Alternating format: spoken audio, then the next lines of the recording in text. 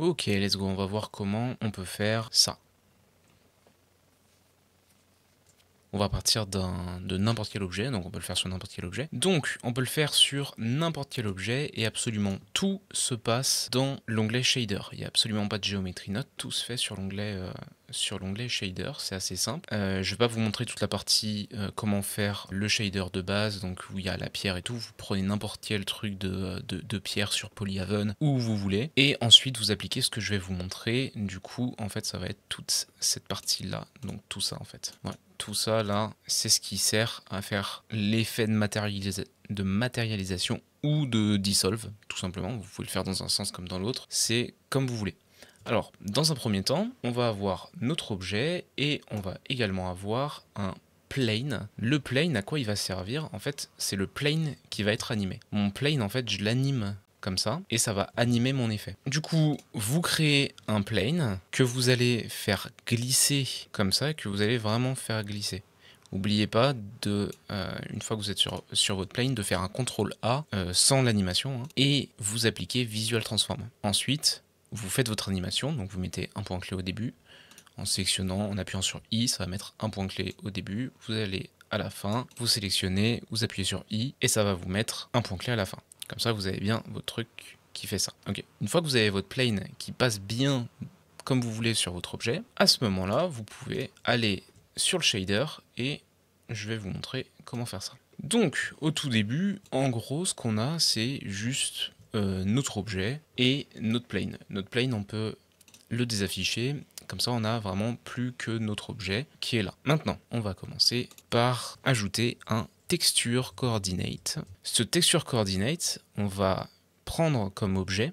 Donc vous voyez, en fait, ici, ça nous demande quel objet je veux avoir la coordinate. On va prendre notre plane. Ensuite, on va mettre une gradient texture qu'on va laisser en linéaire. On va faire un CTRL-SHIFT-clic pour prévisualiser. Ensuite, ici, on va glisser juste là. Si quand vous faites CTRL-SHIFT-clic, ça ne fait rien, c'est parce que vous n'avez pas activé dans Édition, Préférences, Add-on, le Node Wrangler. Je ne sais plus s'il est directement dans Add-on ou s'il faut aller dans Get Extension. En tout cas, vous allez dans l'un des deux, vous tapez Node Wrangler et vous le téléchargez et vous le cochez ensuite bien dans Add-on, vous cochez. Voilà. Donc ensuite, ce qu'on remarque, c'est que par rapport à mon plane, là, il y a un truc qui va pas parce que mon plane est ici et le truc est ici.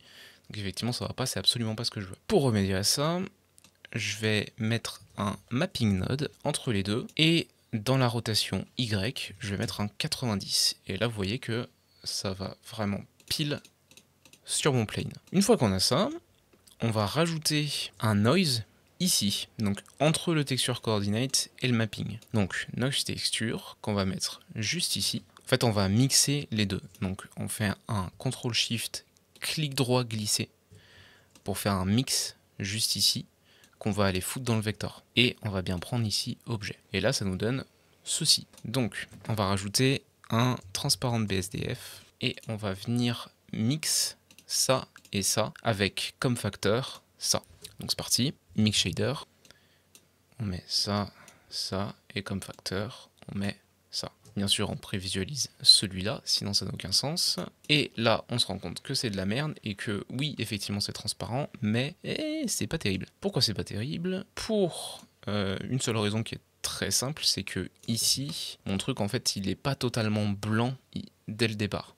Donc, il va juste falloir foutre un color ramp ici. Color ramp, et mon color ramp, il va me servir, tu vois, mon blanc ici, il va me servir, il va se dire, ah bah tiens frère, hop, moi je veux que tu sois vraiment sharp. Et là c'est nickel, c'est exactement ce que je voulais.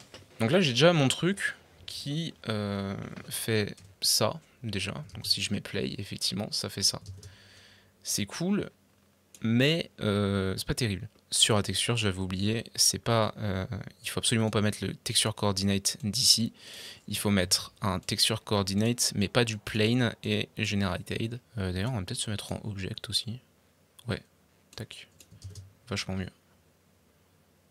Et là, c'est déjà vachement plus stylé. Je vais juste faire ceci. Plus je vais mettre le facteur bas, et plus la ligne elle sera droite, plus je vais mettre le facteur haut, et plus la ligne elle sera pas droite. J'avais pas d'autres mots. Une fois qu'on a ça, donc on va reprendre la couleur qu'il y a là pour le mettre dans un autre color ramp. Donc on va prendre le color ramp, tac, boum, on va reprendre la couleur là. Et ce qu'on va aller faire, c'est vraiment prendre l'edge, donc prendre ça, et en fait cette information, elle est juste ici. C'est-à-dire que là, il faut vraiment que j'aille chercher ça. Ensuite, que j'aille prendre ça et le mettre de l'autre côté et le repasser en noir. Ce qui fait que là, on va avoir juste un truc. Je vais glisser ça dans l'émission de mon principal BSDF et je vais augmenter la strength à 10 par exemple. Et là, vous voyez que j'ai hop, un truc qui se passe vraiment très très bien. Voilà. Ensuite, tout ce que j'ai à faire, ça va être de changer cette couleur et surtout de changer les poses, de faire en sorte que ce soit plus ou moins grand. D'ailleurs, ça, vous voyez qu'en vrai, je peux le bouger.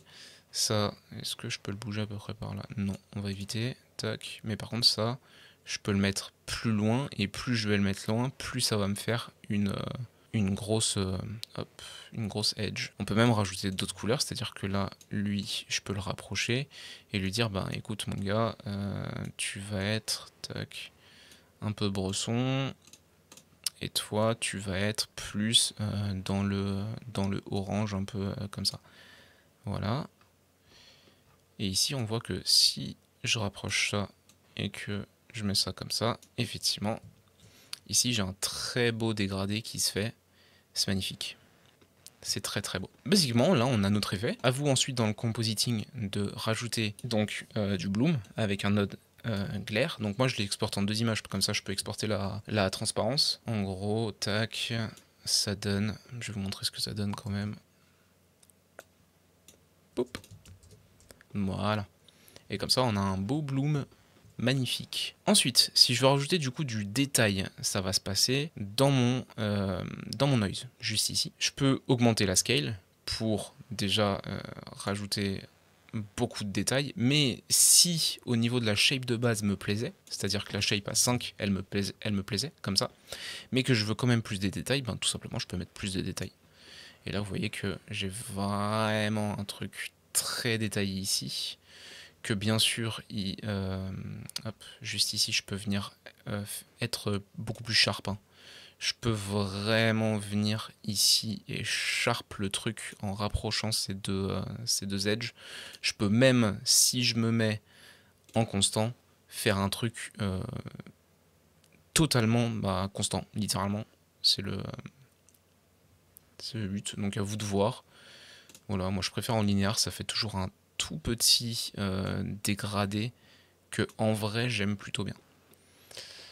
Voilà, et grosso modo on a terminé, et là vous avez votre effet, et c'est magnifique, et vous me dites merci, et voilà. N'oubliez pas de vous abonner, allez checker mes réseaux, c'est dans la description, lâchez un like, un commentaire, n'hésitez pas à me dire si vous kiffez, n'hésitez pas à me poser des questions dans les commentaires si vous avez des questions tout simplement, et moi je vous dis à la prochaine, ciao.